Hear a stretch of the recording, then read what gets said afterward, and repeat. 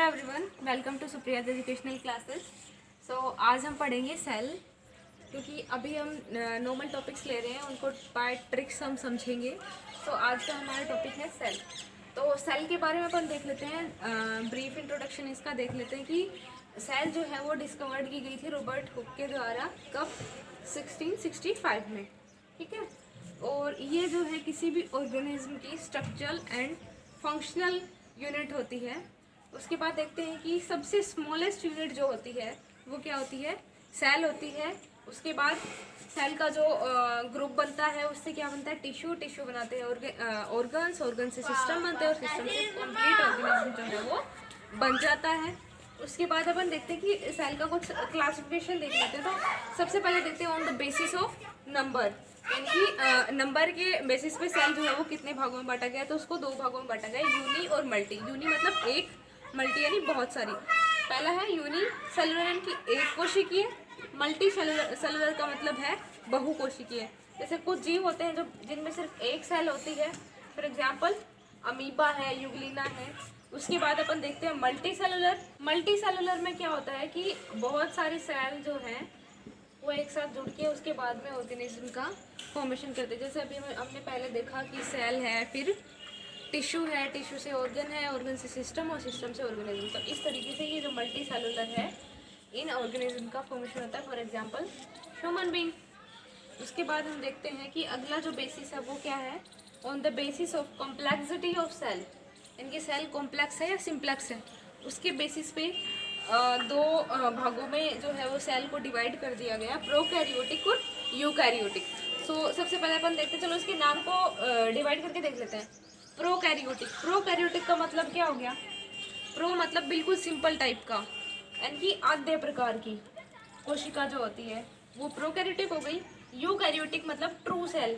True cell मतलब कि उसके अंदर ट्रू सेल ऑर्गेनल्स भी होंगे और सभी सेल ऑर्गेनल्स इसमें ट्रू मिलेंगे। इसमें क्या होता है, इसमें सभी फॉल्स ऑर्गेनल्स होते हैं। तो इसमें जो है जो प्रोकैरियोट्स होते हैं, फिर प्रोकैरियोटिक जो सेल्स होती हैं, इनके अंदर ट्रू सेल ऑर्गेनल्स ना होंगे, उनके कुछ सिमिलर ऑर्गेनल्स जो है वो पाए जाते हैं। सो इस तरीके से इसे दो भागों में बांटा गया है। अब चलते हैं आगे। अभी हम प्रोकैरियोटिक्स एंड यूकैरियोटिक्स या फिर प्रोकैरियोटिक सेल या फिर यूकैरियोटिक सेल जो दोनों हैं उनके बीच डिफरेंस देख लेते हैं। तो सबसे पहले अपन देखते हैं कि lack of organised nucleus, the genetic material present in the form of nucleoid.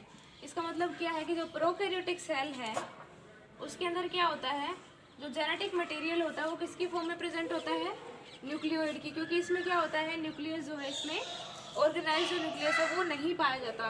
ऐसे में अपन इसमें देखते हैं यूकैरियोटिक सेल में देखते हैं कि न्यूक्लियस है जो वो क्या होता है, वेल ऑर्गेनाइज होता है। इनके इसके अंदर क्रोमोसोम्स और ये सब जीन्स वगैरह सब पाए जाते हैं। दैट्स वाई इसके अंदर जेनेटिक मटेरियल जो है वो पूरा पाया जाता है। उसके बाद अपन देखते हैं कि न्यूक्लियर जो मेम्ब्रेन है वो प्रोकैरियोट्स जो होते हैं उनमें एब्सेंट होती है, जबकि यूकैरियोट्स में क्या होता है, न्यूक्लियर मेम्ब्रेन जो है वो प्रेजेंट होती है। न्यूक्लियस के चारों तरफ जो मेम्ब्रेन है वो पाई जाती है। उसके बाद अपन देखते हैं कि इसमें जो डीएनए है वो हिस्टोन्स के द्वारा कॉम्प्लेक्स नहीं होता है, यानी कि इसमें हिस्टोन जो है वो नहीं पाए जाते हैं, यानी कि उनके द्वारा ज़्यादा कॉम्प्लेक्सिटी इसके अंदर नहीं होती, बल्कि इनका डीएनए जो है वो बिल्कुल सिंपल टाइप का होता है। इसमें अगर अपन बात करें तो देखते हैं कि डीएनए जो है वो कॉम्प्लेक्स होता है हिस्टोन से और क्रोमेटिन से।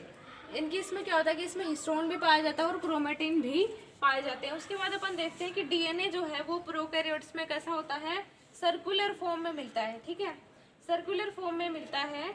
और ये क्रोमोसोम्स जो है इसमें नहीं पैक्ड नहीं पाए जाते इसके अंदर। लेकिन जो यूकैरियोट्स होते हैं उनमें क्या होता है, इनमें लीनियर डीएनए जो है वो होता है। और इसके अंदर क्या होता है, इनके अंदर क्रोमोसोम है वो एक वॉल के अंदर जो डिफाइन होते हैं, इनकी पैक्ड होते हैं। उसके बाद अपन इसमें क्या होता है कि जो ऑर्गेनल्स होते हैं उनके चारों तरफ जो मेम्ब्रेन है वो नहीं पाई जाती है।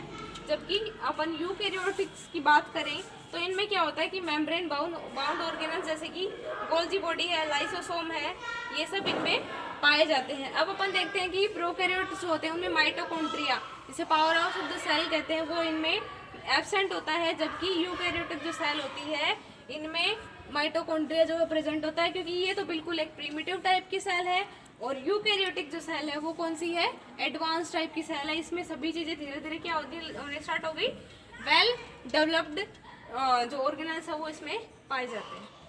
पॉइंट है क्लोरोप्लास्ट जो है वो प्रोकैरियोटिक सेल्स होती है उनमें एब्सेंट होता है, जबकि फोटोसिंथेटिक जो लैमेली होती है वो मे बी प्रेजेंट हो सकती है किसमें, फोटोसिंथेटिक बैक्टीरिया में। इनमें अगर प्रोकैरियोटिक जो सेल होती हैं उनके अंदर अगर क्लोरोप्लास्ट एब्सेंट है तो फोटोसिंथेसिस नहीं हो पाएगा। लेकिन जो फोटोसिंथेटिक जो बैक्टीरिया है, क्योंकि वो प्रोकैरियोटिक है इस वजह से इसमें फोटोसिंथेटिक लैमेली जो है मे बी प्रेजेंट हो सकती है। इधर अगर यूकैरियोटिक सेल्स की बात करें तो इनमें क्लोरोप्लास्ट जो है वो प्लांट सेल में प्रेजेंट होता है। एनिमल जो सेल होती है उनमें कैसा होता है, एब्सेंट होता है। उसके बाद अपन देखते हैं कि जो राइबोसोम है वो प्रोकैरियोटिक सेल में किस तरीके का होता है, 70S टाइप का राइबोसोम जो है वो पाया जाता है। जबकि अपन यूकैरियोटिक सेल्स की बात करें तो उनमें राइबोसोम जो है वो साइटोप्लाज्म जो होता है उसमें कैसा होता है, 80S टाइप का, और ऑर्गेनल्स में कैसा होता है, 70S टाइप का, और प्लांट सेल में जो प्लांट सेल ऑर्गेनल्स होते हैं उनमें कैसा होता है, 70S टाइप का, और 80S एंड 55S टाइप का जो है वो एनिमल सेल्स में पाया जाता है।